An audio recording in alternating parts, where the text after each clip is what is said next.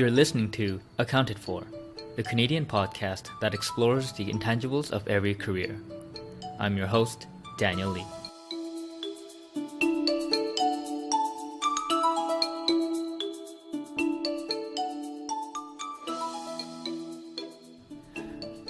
Hello. Hey, ladies and gents. Welcome back to Accounted For. I'm happy that you're joining me once again. And if you're new, welcome. Welcome to the platform. Or the podcast, the podcast.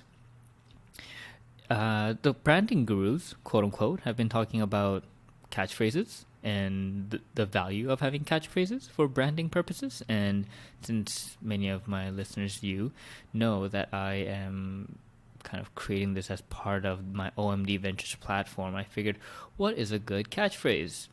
I don't really have one. But something I considered was the message and just relating it constantly. The message being the intent behind what I'm doing here with the podcast, which is to hopefully expand your perspectives, which will allow you to question the default option, and hopefully that leads into getting you inspired to action. So I think that's the message I'll try to constantly sneak in throughout the podcast. Just figured I'd update you in case you thought, hey, why is he saying this stuff now? So before we hit the episode, I just want to reiterate the podcast is brought to you by OMD Ventures, my platform focused on everything human capital investing. If you don't know what that means, that's a great reason to check out the site where I post up all my weekly contents, like the weekly newsletter, the weekly article, and the podcast. I haven't yet integrated the vlog yet, but I will. There's a separate YouTube channel for that. Still working around getting to do that task. And so if you want to be constantly up to date with the whole weekly content stuff, it's practically daily stuff now. Become a subscriber, join the community. There's a subscribe button at omdventures.com, and there's a bunch of links in the show description below, so just check those out. Okay, and remember to support the podcast by telling a friend that you love about the podcast, and also leave a 5-star review on iTunes. That really helps.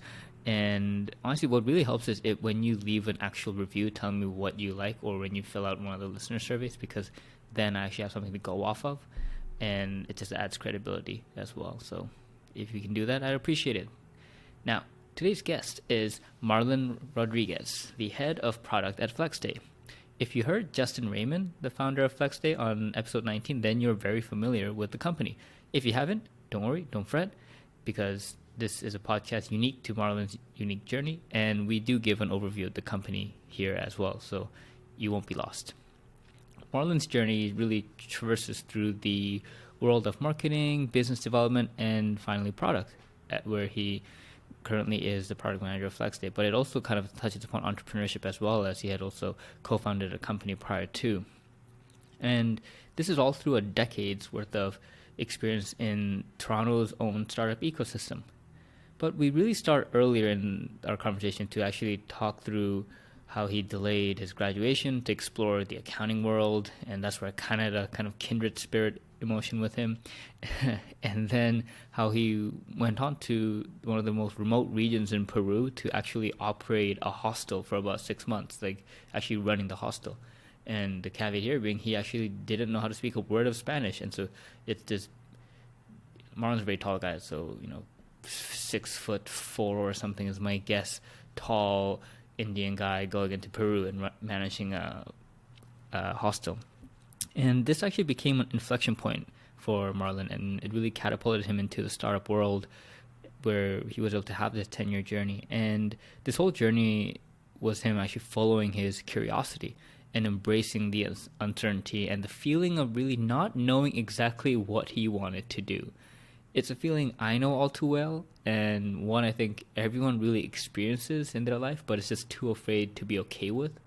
And my hope is maybe after hearing Marlon's story, you will change your mind if you're experiencing it. Or if you're going through it right now, maybe you'll actually feel comfort in hearing someone else go through it. And that's what I felt when I spoke with him. So I hope my chat with Marlon expands your perspectives, has you question the default, and inspires action. So here is my conversation with Marlon Rodrigues.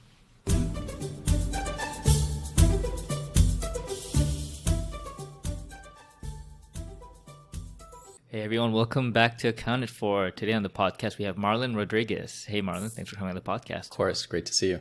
And Marlon here is the head of product and growth at Flexday. And so for some of you diehard listeners, you will know that I had the founder of Flexday, Justin Raymond, on in episode, I think, 19.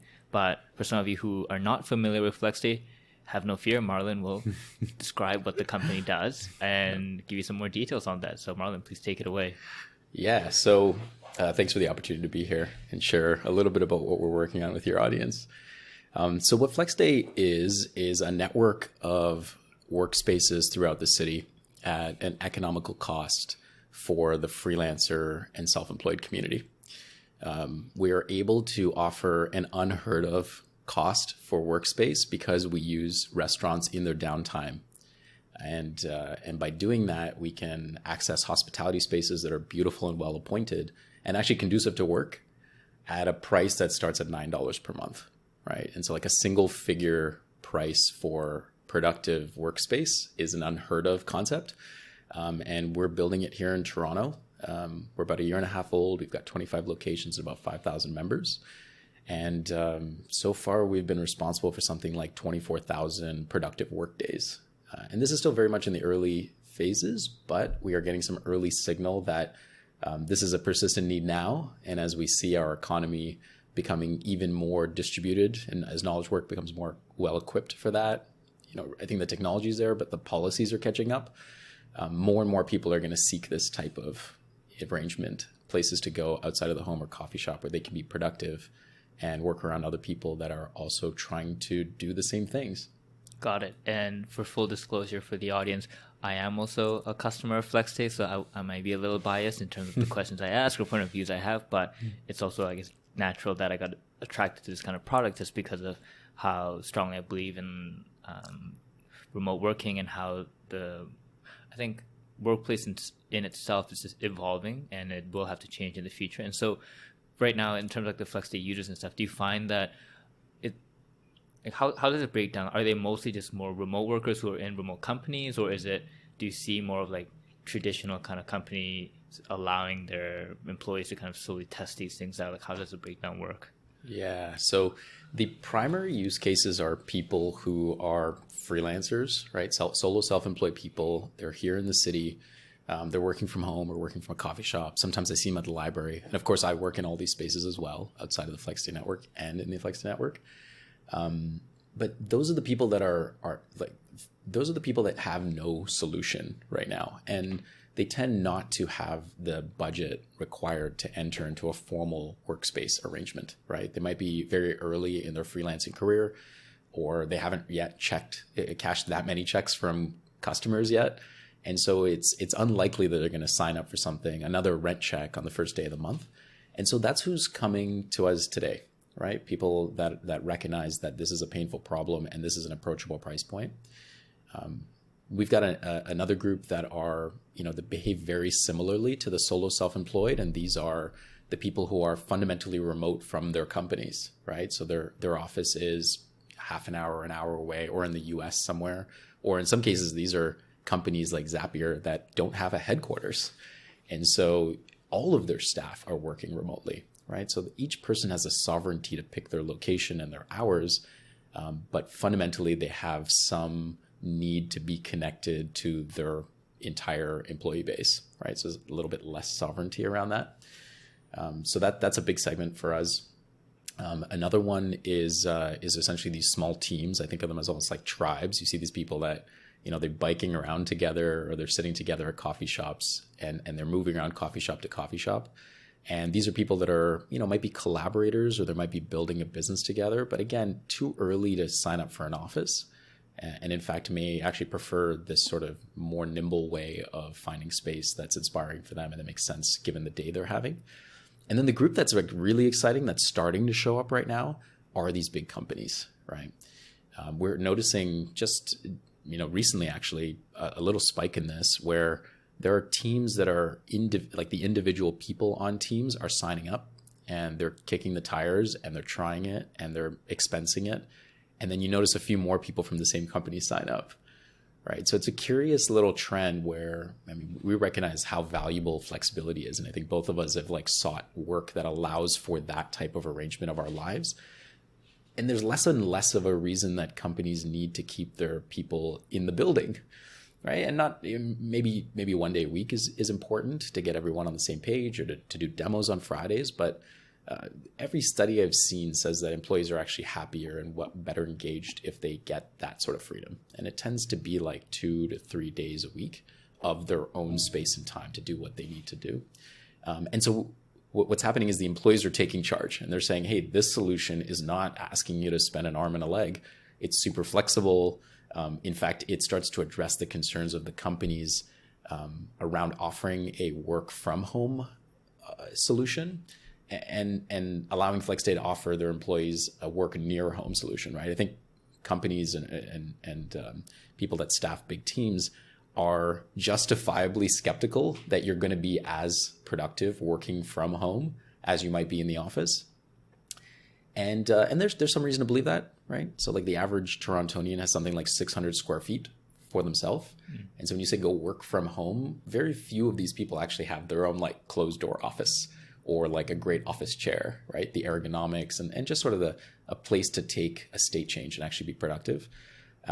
And of course, how many people can actually be productive the whole day, and then the second day and the third day of the same week? So what we're saying is like, yeah, okay, that. We're skeptical too. You know, I work from home sometimes, but there's a limit to how far I can work from home. What if you work near home in actually a productive workspace that's qualified for productivity among other people who are also there for work? And that's what Flexday is, right? So we're seeing people come, individual people from these companies sign up, kick the tires, and then let their peers know laterally. And then after, you see usually like 4 or 5 people sign up, then there's a bit of a tipping point. Someone from the people operations or VP operations will reach out and say, okay, how do we do this for real? How do we administer this centrally? How do we pay for this all at once? So it's curious, but I think that for us, that's going to be a really big opportunity as companies realize that they can more easily solve for this employee requirement for location flexibility by using something like Flexday. Yeah. And I think it's cool how you bring up how there's like that tipping point after employee 4 or 5. And it's kind of similar to, I guess, not they didn't coin it, but it's kind of like how Slack did it, where you have 1 or 2, 3 people using it, and then it slowly starts spreading at the bottom, and then they eventually tell the higher ups that we should make this company wide, and then that's how the entire corporation like buys into it, because there are people like using the product. Right. Was that the initial like the strategy you had, or did you try the other way, where you first try to go to the company's leader and say, hey, you should do this for your entire people, and let me educate you on why you should let go of all the space-time requirement? Yeah, I know, right? So we've done it both ways. So like I've been in Toronto tech and marketing for a better part of a decade now. And there're just some things that you can like point at as shorthand. So for example, our price point is too low for that to be a scalable solution, right? Reaching out to a company and going through an enterprise sales process will just literally bleed us dry, because that's a very slow process and it takes a lot of approvals, and there's all kinds of people that want to say no to that. And like the other side of that is like we have inherently a viral product, right? Like when you're using it and you're talking to somebody and they ask you, hey, where are you? You might tell them, hey, I'm over here. And they're like, what do you mean you're over here? I'm like, well, I'm at a Flexday, right? Or if somebody's missing from the office, they like, where were you? Or where did you go?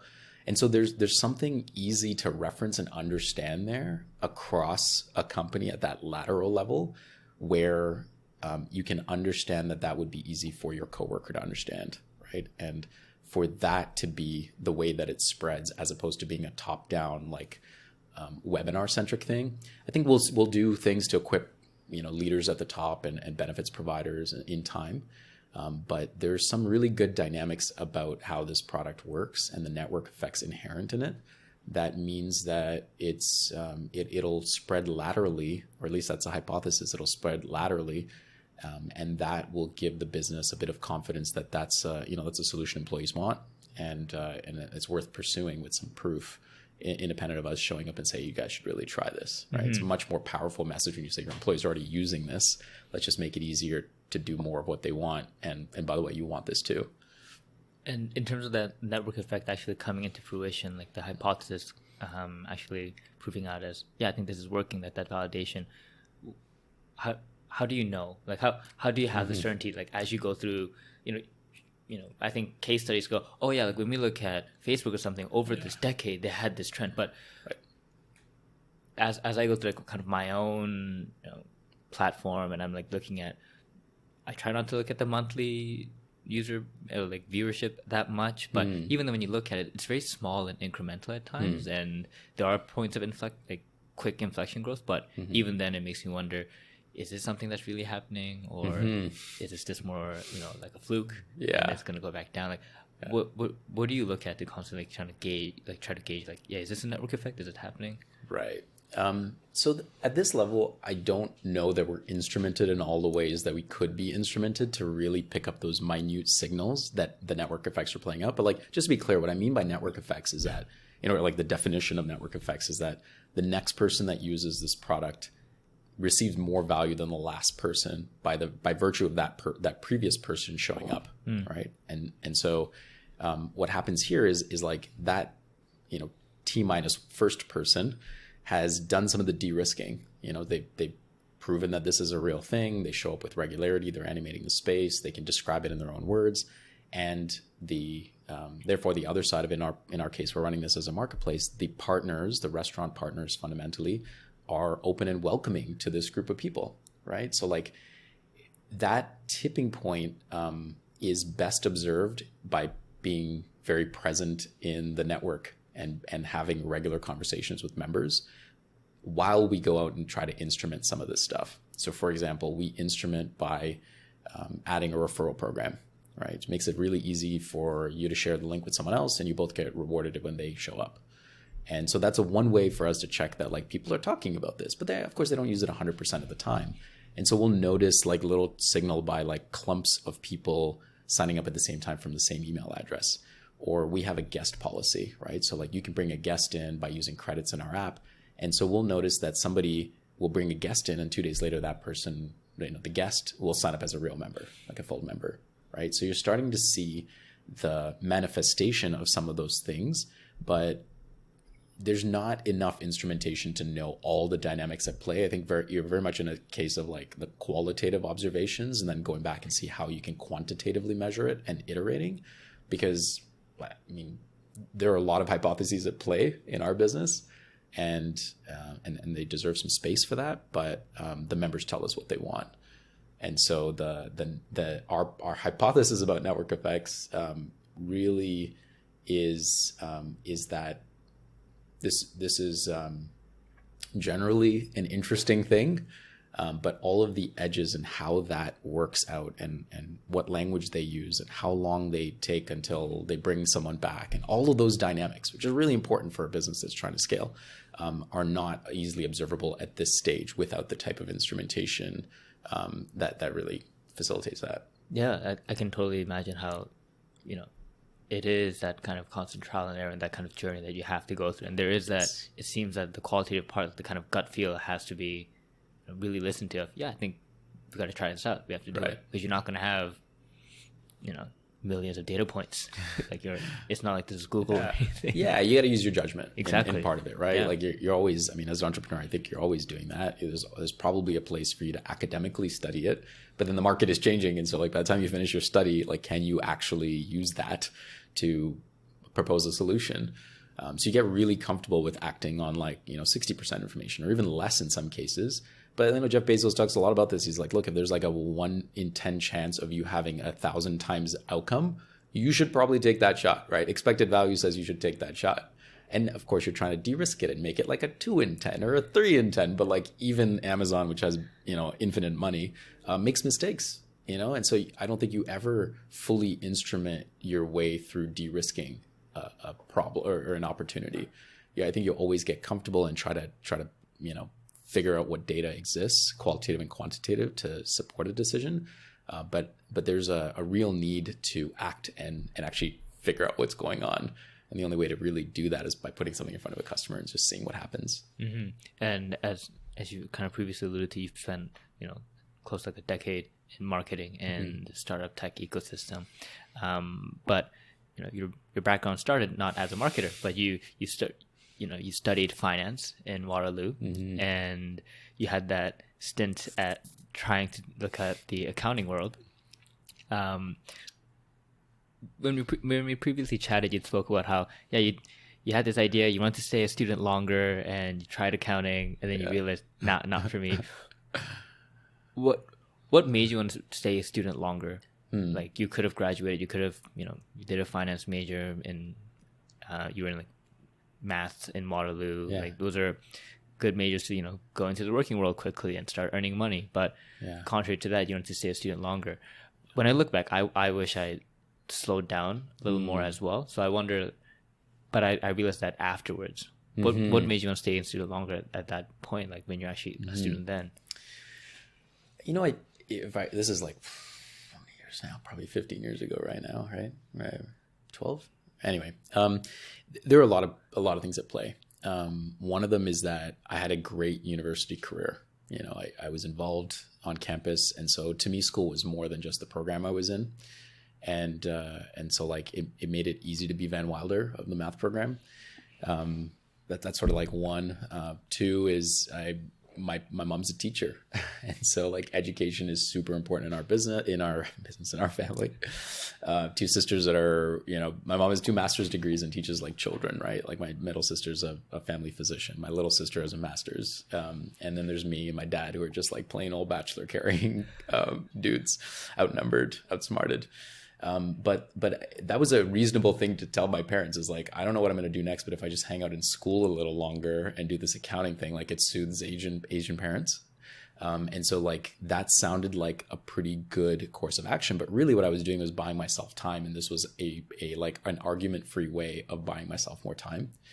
So it's sort of dynamic 2. Dynamic 3 is like when you're in universities, you're in the university industrial complex. Right. So like you start to realize that you matter when you count towards certain metrics. And in the case of the math program at Waterloo, in those days, they make all kinds of claims about your employment rate after graduation and your starting salary and all that stuff. And so essentially I got talked into it a little bit. It was, I had rubber arms, but I got talked into staying a little longer and essentially just continuing to take courses. It turns out I'd done half of the CA requirements. CPA? No, what's it called now? It's the CPA now, but yeah, back then it was the CA. Back in my day, it was like just an accident, right? As part of the finance program, you do like these Axi courses or whatever, and so you get half of this thing done, and they're like, well, if you just stick around for a little longer, you'll be fully done, and then you'll have another option. And by the way, that option is really attractive, and it comes with all these trappings. And so I said yes. It was easy to say yes. And I don't regret it. There's a lot to be said about being literate about those topics, especially, in building any sort of business. A lot of the accelerators and stuff like that will do crash courses on balance sheets and ratios and just, how to be a smarter thinker about developing value, and understanding investments and strategies around that. So I realized that at worst, I was going to be literate about it. And at best, I would do it and be good at it. But you know how that story goes. Here I am. Well, so for people who weren't there, who may not know how the story goes, like what was it? Like was it that you were bad at it, or was it that it wasn't interesting? What was it about that process that gave you enough of the conviction to say, you know what, I'm not gonna even bother working as an accountant to figure it out. Like this alone was enough for me to go, nah, I'm good. Well, so playing back, what was happening in that period of time is because I stayed on longer, I was actually in school for 16 months straight. And I was finishing in December. So literally the next act was to go into tax season. I was like, everything I hear about tax season sounds horrific. And I don't understand how to do that after 16 months of school. Like it feels like I need to like just lay out for a bit. And it just does not sound like that's what they want me to do. So that was kind of one realization, was like, I don't want to jump into this. I think 2 was that because I was a Don, I was around other accounting students part of the time who had actually put some of their hours away. Right. And I realized like I'm about to start articling at like day 1 and I have 30 more months of this to go. right? And at that point, I think I was like 24, right? So already like Van Wilder, and I was going to be like, yeah, I think there's that movie, The Intern, where you get like the old guy coming in. Not that you're old in your 20s, but when you're in your 20s, you feel like that, right? You're like, oh man, these kids probably started at 22, but I'm gonna go in at 24. Well, yeah, because like I was also a 5-year high school guy, right? So like there were kids that were like 21 graduating from university, and I was 24. So I'd done a 5-year high school thing, I'd done a co-op program, and then I stayed for a victory lap, right? So like, yeah, there was a huge disparity. And like, in your 30s, everyone kind of looks the same, whatever. I've had similar life experiences, but like a couple of years difference in your 20s feels like a lot. 100%. Yeah. So that was another dynamic. And I think like the third one that really guided me was that I realized that there was no point in doing it just to do it. And I'd been kind of talked into it, and there's this bunch of status associated, but you're better suited to talk through that stuff. It sounded nice, but I didn't think that I could be top 5 at it, and it became clear, like I was okay at it. I was better at it than I was at math for most of my math career. But I just didn't care enough, and like, it was like these massive textbooks that really made that clear to me, where I'm like, I mean, on paper, I should fucking understand this, like this should be easy to get through. But that stuff shredded me. And I was like, I just don't know that I'm going to be good at this because I don't care enough to be good at this. And so that's been a pretty important guiding principle for me, is I'm constantly looking for places that I can be truly like top 3, top 5 at something, to be referenceable, to be known for whatever that skill is, but to be like known for it. And I just didn't think I was going to be that good an accountant to be known for it. I knew that if I did it, it would basically be a countdown to writing whatever that exam was, and then getting your 30 months and then just like disappearing into the world. I don't know that that's a good way to live life or to develop any sort of expertise. To this idea of to be the best, to be known for top 3, top 5, was that something that was constantly kind of taught at home when you were growing up? Like when do you remember when you started like feeling like that? I don't think so. I think we were, as a family, like, my parents wanted us to do well and to try really hard. But it was never like specifically about rank order, about anything. I think what it came down to was that I realized the dynamics of how you're sought out, and so like one of the things that I realized was like in high school and in university, I did many more things outside of the classroom than I did in the classroom, right? And I kind of would get bored with the school stuff. Like, okay, cool, I'll do some school, but like I'm really here for track. I'm really here to be a Don. I'm really here to like contribute in all these other ways. And so you start to realize that the way you access those networks and get into different conversations, including like in my case, I went to Peru after, my 16 months of school, like all that came out because somebody thought of me and thought that I was going to be relatively good at something, and either like tapped me on the shoulder and said, hey, what about this? Or have you considered this? Or when I came and approached them, I was easily referenceable about what I was claiming to do. And those dynamics created a sort of a slipstream in my career. That meant that I wasn't like, making these kind of mechanical claims, right? Or like trying to structure things in a resume. I wasn't trying to be persuasive through these like inert objects. I was actually like good at something. I was known to be good at it, and it created a type of weightlessness about the types of things I wanted to do. And so I realized like that was a really powerful dynamic at play, that if people agree that you are that good at something, it was going to be hard to be ignored. And there are books about this. But I think there was some like very early signal in high school and university that said that, aside from all of the, university industrial complex that says like ace everything, I realized like I get relatively good co-op jobs compared to my classmates who had better transcripts. Like, why is that? Apparently some things, I was able to network my way through certain things, or understand the dynamics of a conversation with an interviewer, right? And then they could reference me. I remember my last co-op term, I interviewed with 2 different teams at the same company, and one of the hiring managers called me up and said, hey, look, I have the other guy you interviewed with on the phone, and we both want you to come. We both want you to join our teams, but you can't join both teams. And I spent the hour interviewing them about why I should join their teams, right? So like there were these little signals along the way that actually being objectively like test good at something was worth something. But in fact, there was this whole other world, the world of soft skills and persuasion, all these things they don't really teach you in math school, that were more powerful influences in my opportunity set. And do you find that when you're kind of looking back at it, or even when you're experiencing doing these things, that there is a kind of like effortlessness associated with it, where it's not a grind, it's more natural? Yeah, I'm like really terrible at doing things I don't want to do. Like, I don't like to pretend that I want to do it. Yeah, of course, everyone has to do things, some things that they don't want to do. But I don't know. I don't want to live a life where that's what I'm doing. And so I think there's something beautiful and reinvigorating and energizing about tapping into some degree of purpose and feeling like you're doing something that you are well suited to do. There are a lot of us. I remember in high school and university, there were a lot of people that would be, really hard on themselves about something they weren't succeeding at. But as it turned out, they didn't actually care at succeeding at it either. And that's really shitty.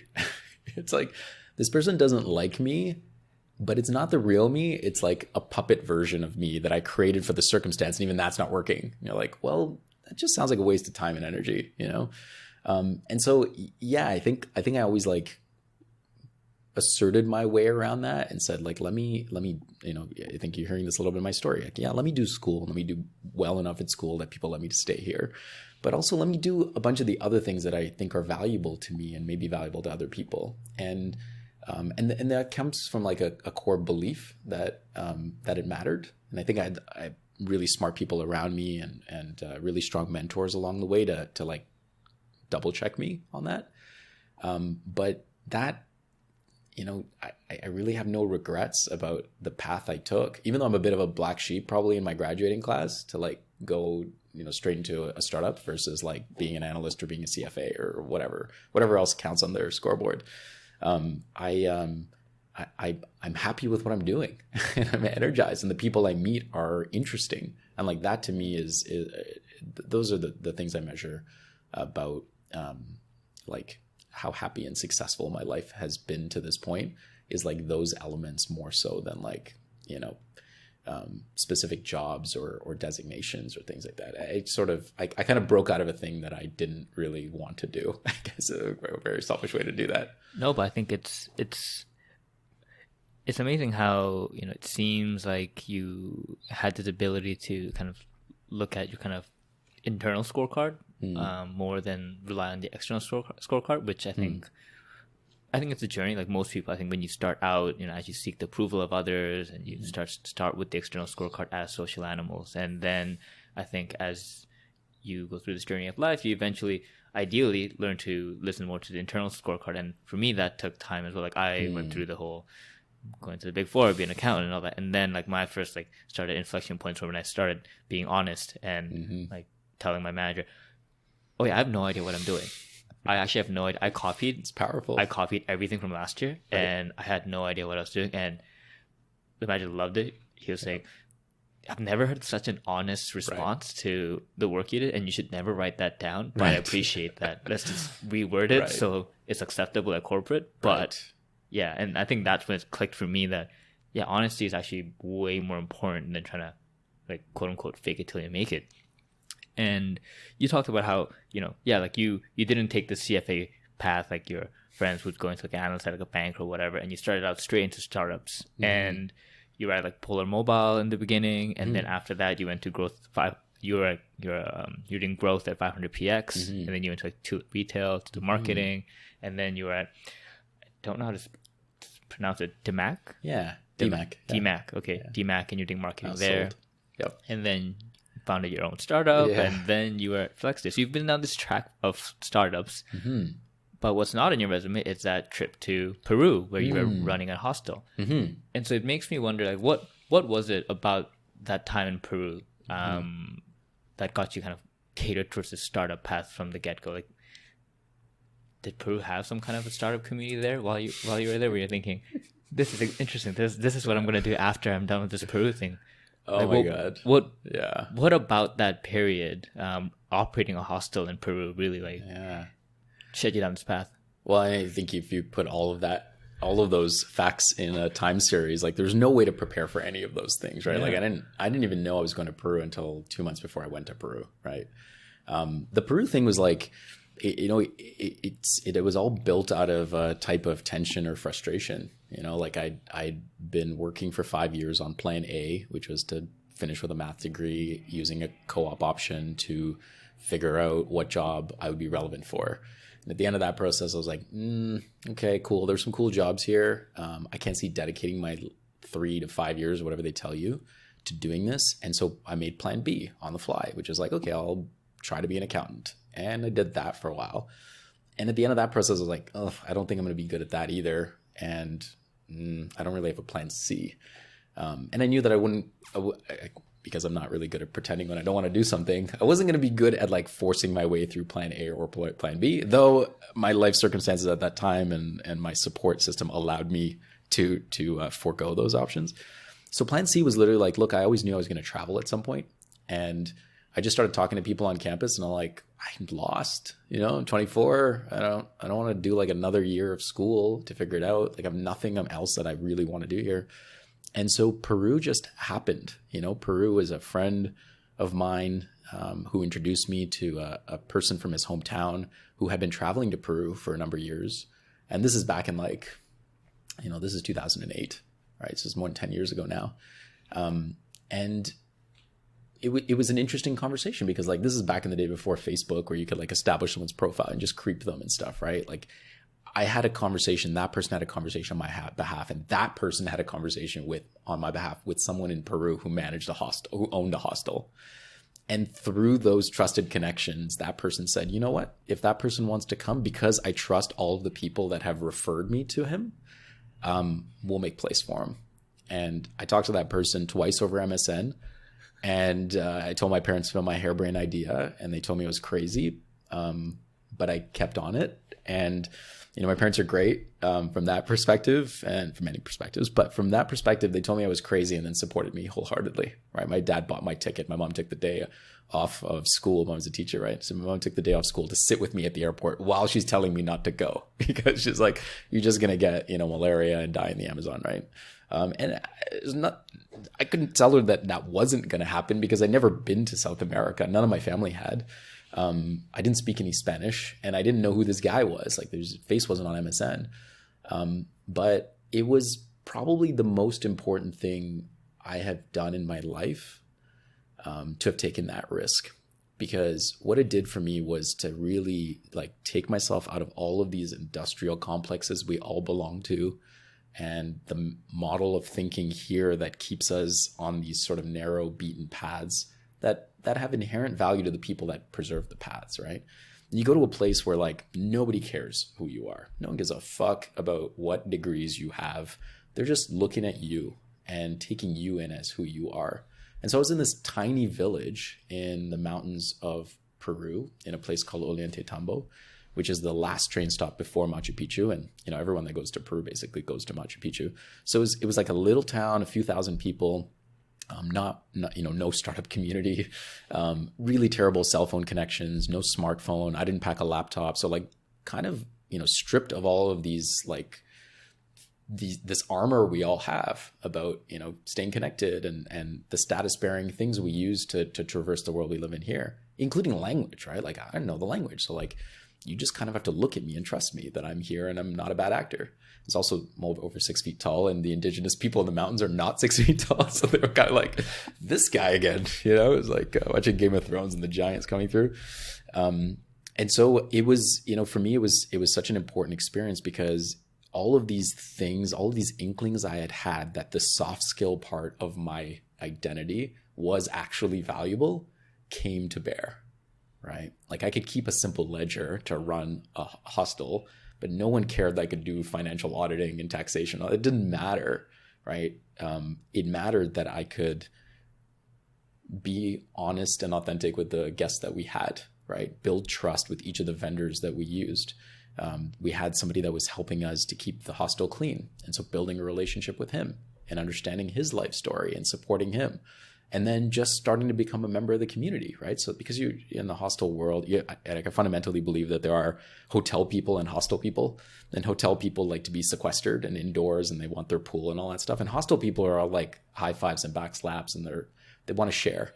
And that's true also of hostel owners with other hostel owners. So if somebody has a need, they'll come and ask you, right? And little needs like, hey, can you like, we're overflowing. Can you help this person? Or like, hey, I know that you're from Canada and this person's also from Canada. Like, can you make this person feel more welcome? Can you help this person understand their travel plans because they don't speak any Spanish and you speak a little bit? And so, that whole journey was so important to help to prioritize what I and what everyone else calls soft skills. And also it was like this moment where you're like, well, the worst thing that happens is that I get killed, confirming my mother's worst vision of this trip. And in fact, like after month one, when it felt like, oh, I'm like, where am I right now? I'm like kind of feeling isolated. At the end of it was all hugs and backslaps, right? And like saying bye to the guy that I ate chicken from like at least once a week. And there were a bunch of tourists that had been there the same length of time. And like the bread lady, the meat lady, and like it was such a beautiful experience. And in fact, I didn't die. So I wondered, I think Elon Musk talks a little bit about this. He's like, usually when you take a risk, you kind of, you think the worst case scenario. And for us, our brains are simple. We have like this mousetrap in our brains, and it's not sophisticated. It just worries. And then it thinks worry equals death or anxiety equals death. And our body goes into that like self-preservation mode. But I'm like, if I went all the way to this country where no one knew me and I didn't know the language and I did okay, I ran this thing and I got to make some friends and I learned about myself, then what could I do in my home country speaking the language natively where people actually recognize the things that I've worked on for the past 24 years? And so for me, that was the big inflection point, right? I think I might have gone down the professional route and sought more of the designation world because also like I got it. And there are a lot of good reasons for going down that road. But when I came back, I basically said, like, what's the most risky thing I can do? Because I'm almost certain it won't kill me. And that's when I joined Polar, and I joined like very early on. I think they were just cashing their seat check-in. And that startup journey started then. And it would not have started had I not taken the risk of going away and doing something a bit atypical at that point in my life. Wow. And how long were you in Peru for? I was there for a total of 6 months. I spent about a month traveling through Bolivia. Highly recommend both countries. Beautiful, just packed with superlatives, both of them. But yeah, 6 months total. Wow. And was it an intentional decision to decide, I think I'm ready to go back to the Western world? Or was it kind of more like, yeah, it was like a contractual thing? You're like, okay, like it's up. And did you want to stay longer then? Yeah, I think everyone is attracted. It's like what I found on the road is that the people that are long-term travelers, so like more than a month, there's some of them that are, they say like not all who are wandering are lost. There's some people that are doing that type of travel very much on their own. And then there's some people that just can't go anywhere else. Like they belong to the world now. Their home is no longer their home, or their circumstances that keep them out there.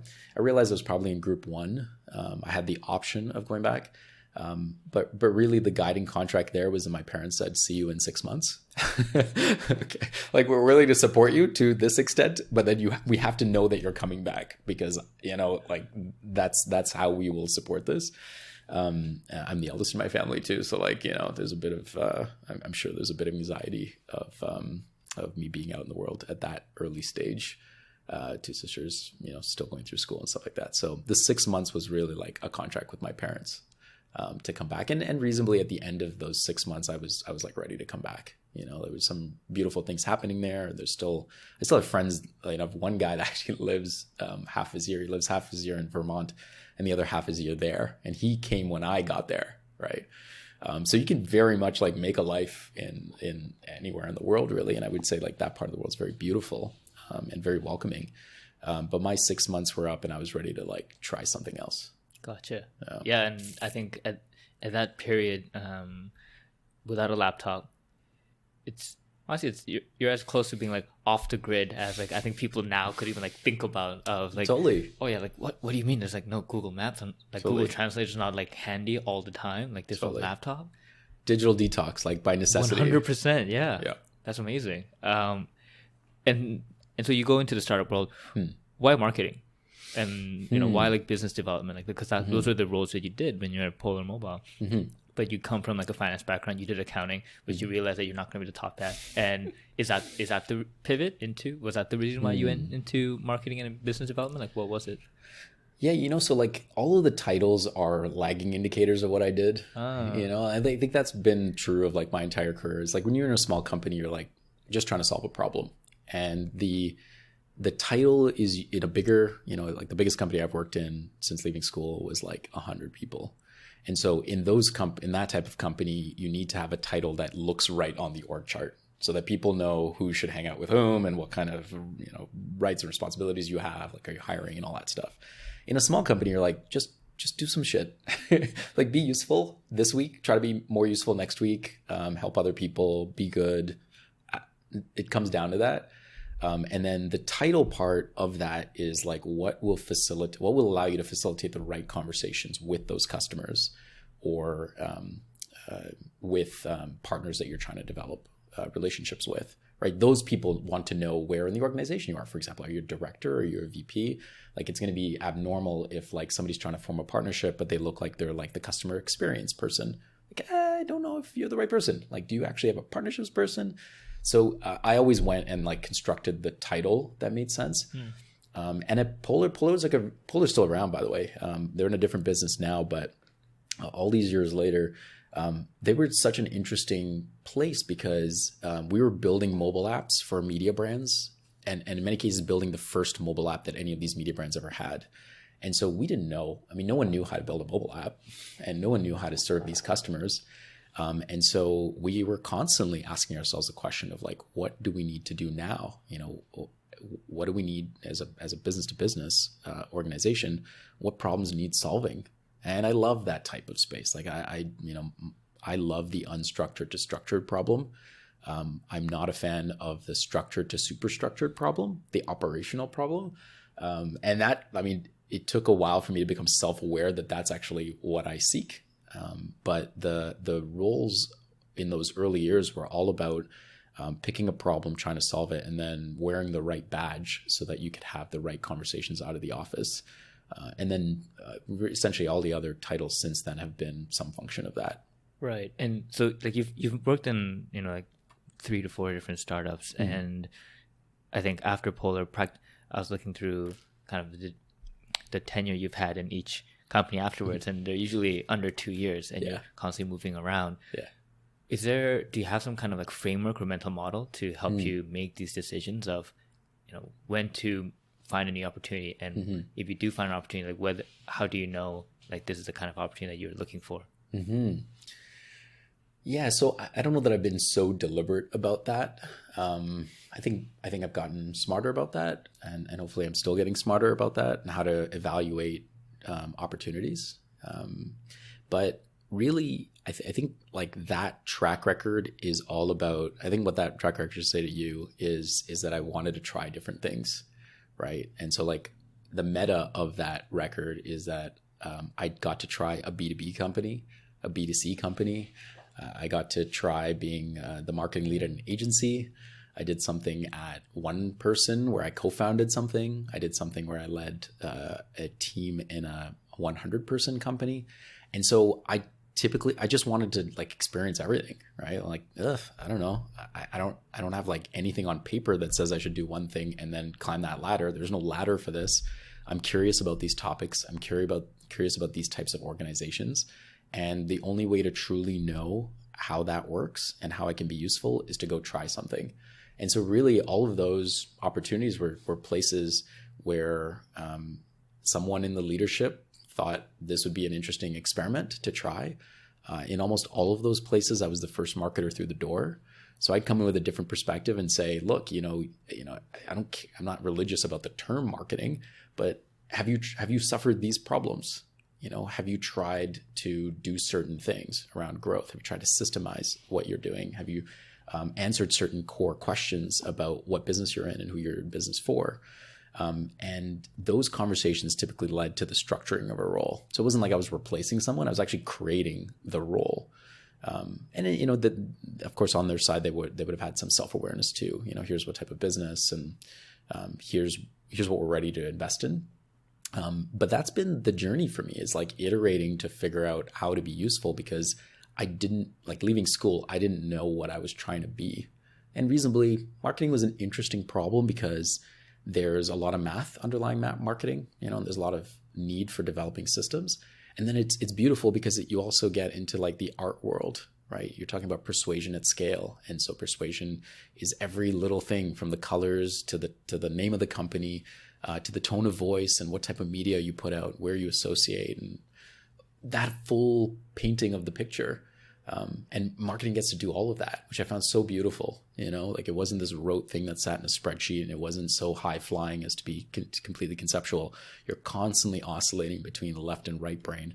And it just happens that that's what they call marketing, and so that's how kind of 10 years go by really quickly. It's like, okay, you solve another problem. And now, like, I wanted to be more deliberate about this next period. And what I'm interested in is about these customer development type problems, which is in the marketing realm. I think most people think about them as product management, product development stuff. And cool, that's a cool title too. And of course, like the title you use at the beginning of the podcast is like, that's for convenience for us to help organize and help people external to our business understand what part of the problem I'm focused on. But the mental model around the first 10 years was not really a model at all, other than like a commitment to try different things. These next 10 years, I hope to be much more focused on the narrower subset of problems related to early customer development, and to make something from nothing. I think it's such an interesting process and such an interesting opportunity to find a problem and to work with a group of people to manifest something we all think should exist in this world, to make it better in some way. And whatever title that takes, I'll wear it. But as long as I get to solve that problem, I'm happy. Do you think that you were able to realize that that was the specific problem that you wanted to focus on from your experience co-founding a company? Mm-hmm. Yeah, I mean, I would say, like, I wouldn't call myself an entrepreneur or founder or any of these types of things. I know that there's like a bit of a perversion in using those terms, movies named after and all this kind of nonsense. But fundamentally, I think everyone should just take the risk. Just do something. Do a thing. Make a blog. Write a few things that you've already been saying to other people. Just write it down, or like see about running like an event. Like, everyone just needs to own their own outcome at some point to really confront who they are and what their limitations are. And so that process of becoming, in quotes, founder in this little project that we worked on at an AI incubator, was really half about exploring an idea and becoming smarter about early customer development, like really manifesting things between 0 to 1. And the other part was really becoming self-aware about myself and my own capabilities, my own blind spots, and figuring out how to align with another human being that was also going to stare into the abyss with me. And I don't think that process doesn't happen until you're actually in it and you actually have to do it. And so yeah, totally. Like, that process made me realize, like, I want to be really good at something, and here are the types of problems that I'm well suited to solving. And here's the degree to which I want to own the problem so that I can seek a solution for it. So yeah, that was definitely in that period that I was playing this sort of founder role. And then you get into like all kinds of other little topics when you realize that there's a lot that goes on around you that can help or harm your degrees of success, right? Like aligning with the right partners and investors and a good co-founder and all that type of stuff. So you become really aware in a business whether you are on the right track or not. And it comes down to things that are not easily quantifiable up front, right? These are judgment calls.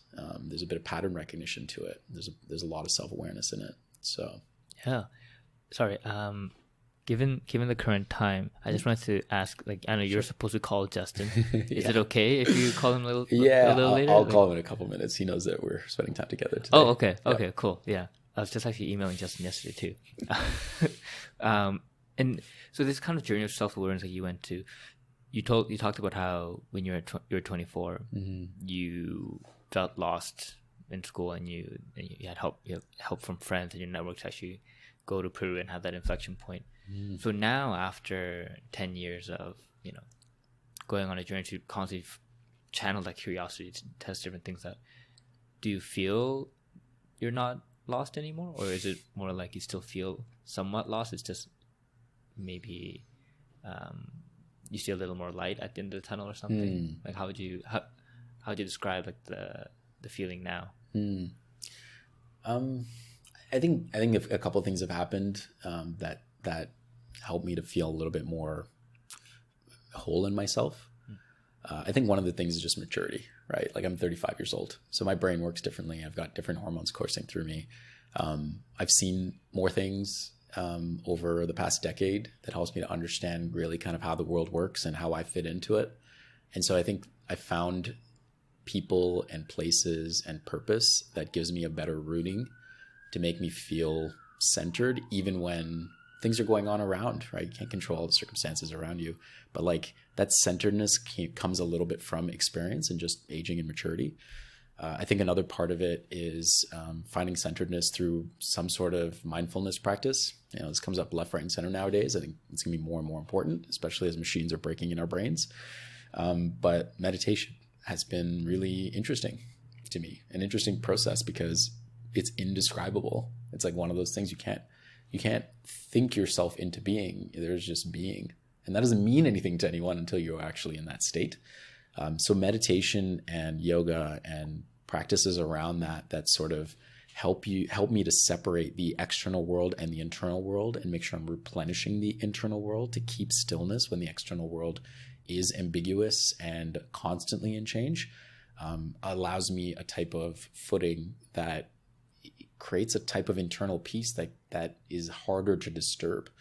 When I didn't have that internal place, whatever the world threw at me or whatever whim it had became, like I was being thrashed about. That's what it felt like. And I was trying to grip onto something to feel centered. And I realized that there is a better way, right? There's a way to do this for yourself intrinsically that allows you to keep that internal peace.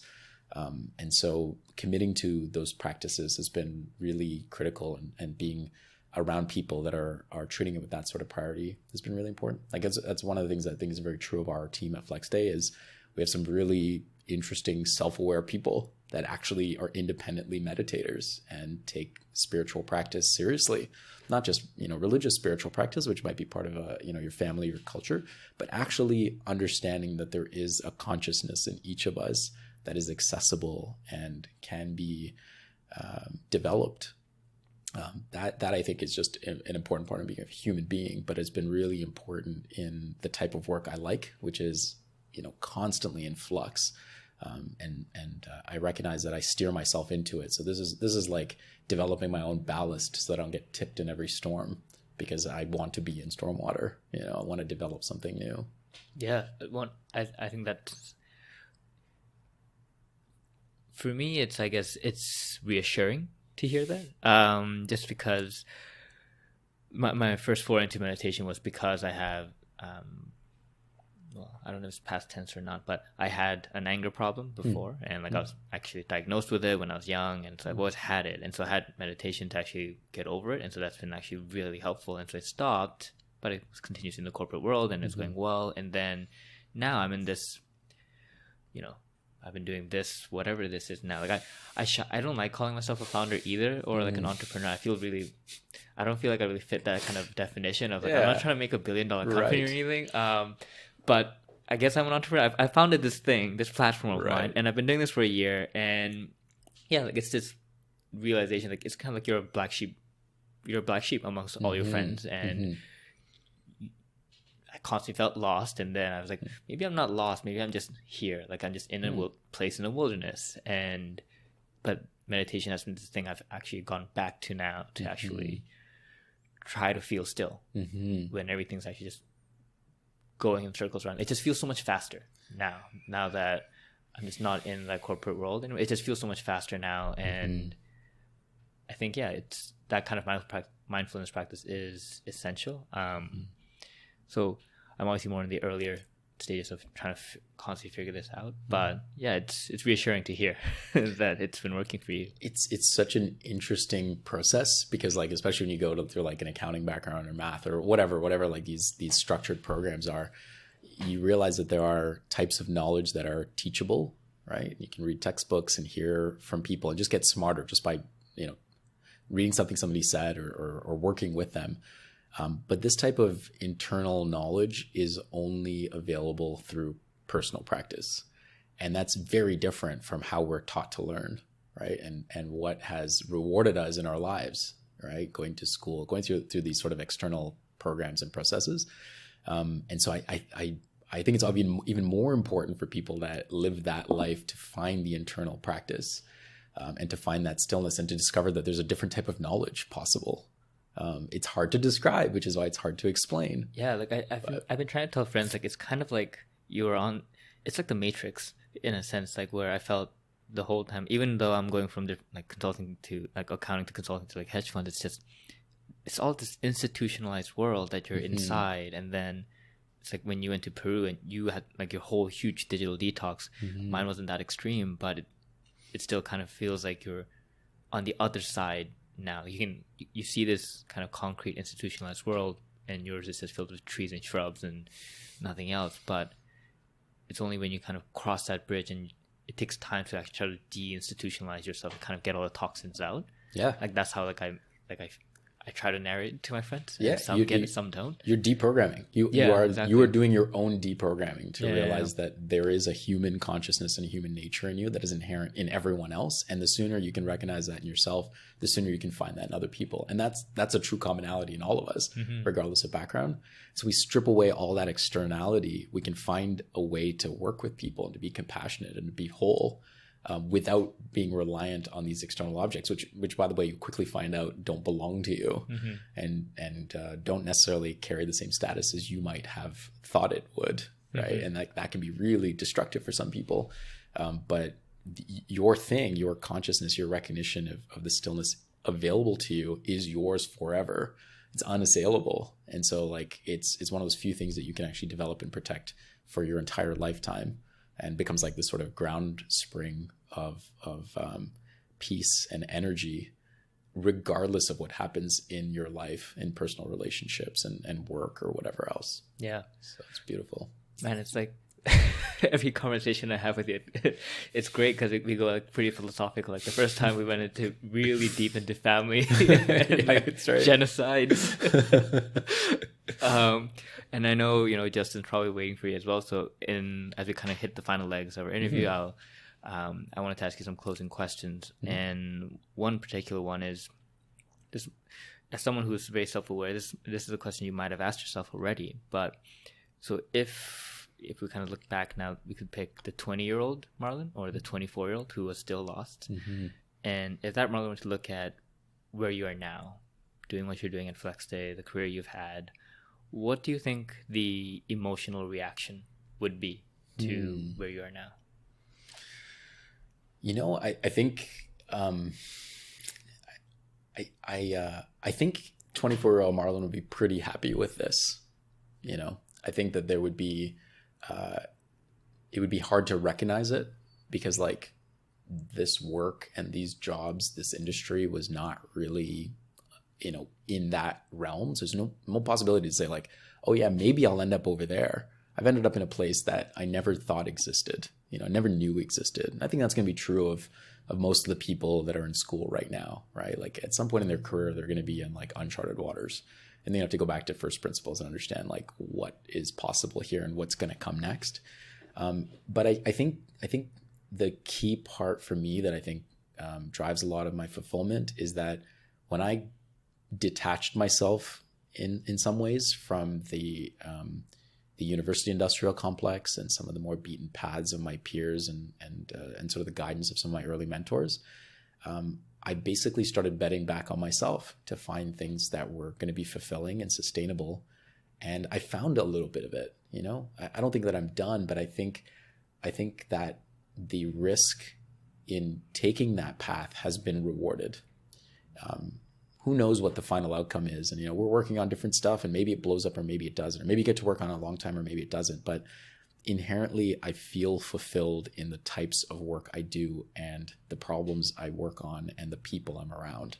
And like, there's really no other intrinsic, there's no other rewards that are really that more important than that, right? Feeling like you're actually like doing something of value in the ways that it tickles your pleasure centers, right? And for, reinvigorates you and educates you and energizes you, or at least for me, right? Like I get to live a beautiful downtown existence and be around some really amazing people. And those are the trappings of it. But at the end of the day, to be able to have, a sense of purpose and control over calendar and great human relationships, I think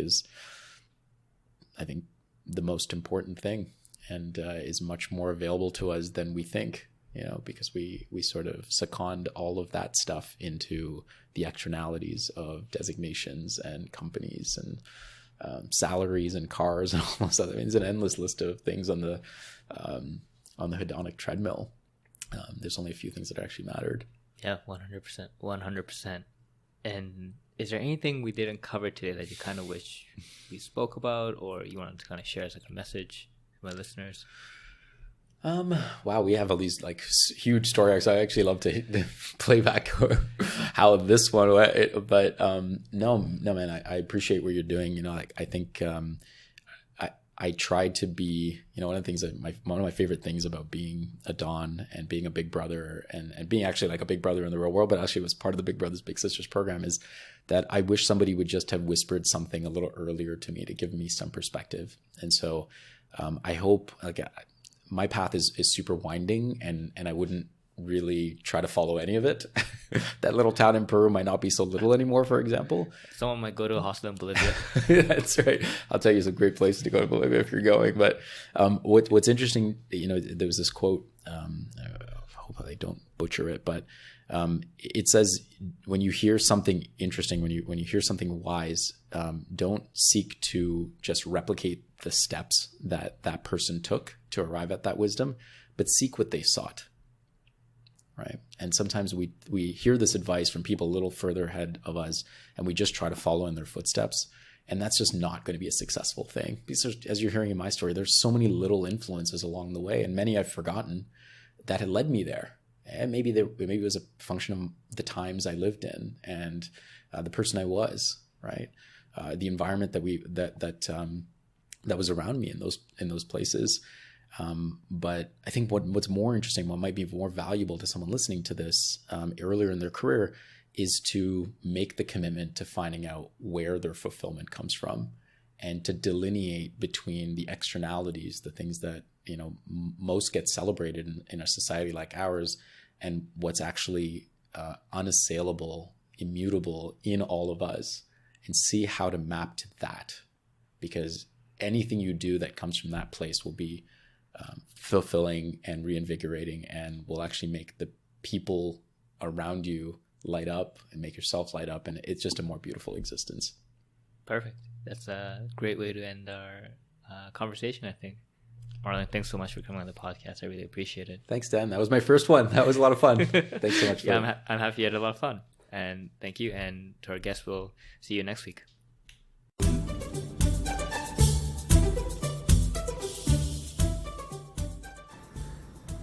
So thanks for listening to the podcast. If you enjoyed what you heard, please check out other episodes, and don't forget to subscribe to stay up to date for the future episodes. Also, I would really appreciate it if you would leave a review on iTunes, Google Play, or Stitcher, whichever is applicable to you. To see past episodes, you can go to oldmandan.com/podcasts. Also, you can sign up to my weekly newsletter on my blog, oldmandan.com/newsletter. You can stay up to date with future podcast episodes that way, and included in the newsletter are my book reviews I write, my weekly article related to the domain of self-development systems, as well as 7 things I learned throughout the week on being healthy, wealthy, and wise. Finally, special thanks to icons8.com for allowing me to use their music, Tiny People, on the podcast. Great. I will see you all next time. Take care.